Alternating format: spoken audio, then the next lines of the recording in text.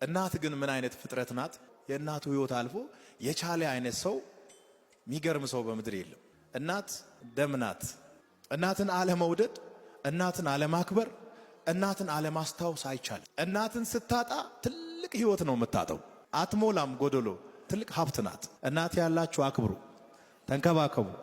እናትን በሆነ ምክንያት ያጣችሁ እግዚአብሔር ያበርታችሁ። እናት ትልቅ ክብር ናት። እጅ ላይ ሲኖር ዋጋ አትሰጥም፣ ከእጅ ሲወጣ ግን በጣም ይቆጫል። እናት ትልቅ ውበት ናት። ለራሱ እረፍት መጠየቅ አለበት እንጂ ስለ እናቱ መጨነቅ አለበት? ሰውን በሚያስታውስበት ወቅት አይደለም። በጣም ጠባብ በሆነ ወቅት እየሄደ አይኑን ወደ ዮሐንስ አድርጎ ይሄን አደራ ላንተ እሰጣለሁ። በሰዎች መካከል ኢየሱስ የእናቱን አደራ የሰጠው ዮሐንስ ምን ያህል ታማኝ ቢሆን ነው። እንደማይጥላት እንደማይተዋት መጠበቅ እንደሚችል ታማኝነት እንዳለው ስላየ ነው የእናቱን አደራ የሰጠው።